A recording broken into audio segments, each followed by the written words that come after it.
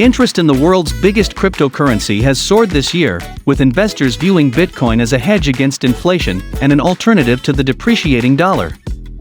The rush led to Bitcoin prices soaring to record peaks. The digital currency is already being referred to as a rival to gold and is establishing itself as a safe haven asset. Welcome back to Finance Basics, your #1 source on YouTube for all your crypto needs. If you're a crypto beginner wondering how to get started in the crypto space, or an experienced hodler and trader looking for that next altcoin that's going to take off, this channel is the one to be subscribed to for the hottest and most insightful content. In this episode, we are going to be taking a look at how Bitcoin became the digital gold. Let's get started. Bitcoin's competition with gold has already started in our mind, the Wall Street bank strategists said in a note, citing recent $7 billion outflows from gold and more than $3 billion of inflows into the Grayscale Bitcoin Trust. That could mark a new dawn for the volatile digital currency after years as a play for speculators and retail punters. Considering how big the financial investment into gold is, a crowding out of gold as an alternative currency implies big upside for Bitcoin over the long term, JPM said. Bitcoin is likely to outshine gold as millennials become a more important component of the investment market over time and given their preference for digital gold over traditional bullion, JPM added. With a market capitalization of $575 billion, the Bitcoin price would need a nearly five-fold jump to $146,000 to match the value of private gold wealth held in gold bars, coins or exchange-traded funds, the bank's note added. JPM strategists said the upside is conditional on the volatility of Bitcoin converging with that of gold in the longer term.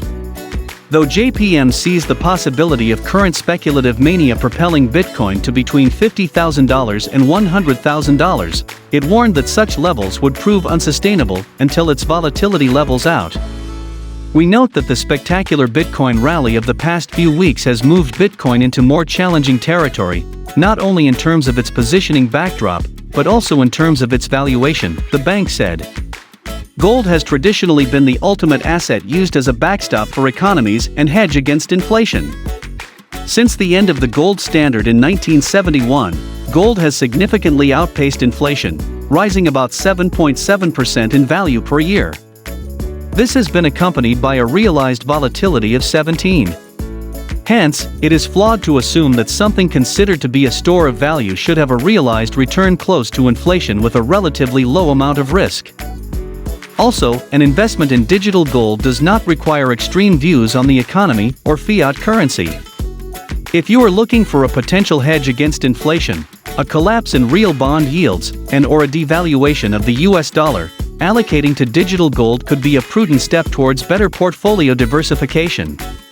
So, how much Bitcoin could safely be used in a portfolio?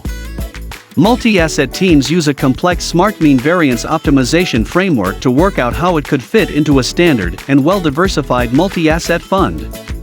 This looks at 36 different combinations of Bitcoin's risk, return and correlation with other asset classes.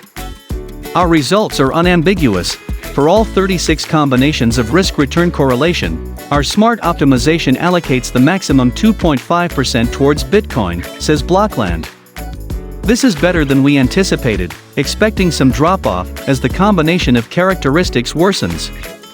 However, based on our impact analysis, for example, that Bitcoin can represent up to 15% of total portfolio volatility, together with the fact that Bitcoin's volatility is currently still well above our highest estimate of 60%, we believe capping the maximum weight of Bitcoin to 1% is warranted. A 1% weight also better aligns with overall portfolio management, including rebalancing. Well, that brings us to the end of today's video, all about how Bitcoin became the digital gold. What are your thoughts on Bitcoin being the digital version of what gold was traditionally? Would you rather have your money in Bitcoin or solid gold? Get involved and let us know in the comments section down below. If you enjoyed today's episode and found it interesting, make sure to leave us a thumbs up, and don't forget to subscribe to Finance Basics to be kept up to date with the most insightful content as soon as it's uploaded. Thanks for watching. See you again soon in another video.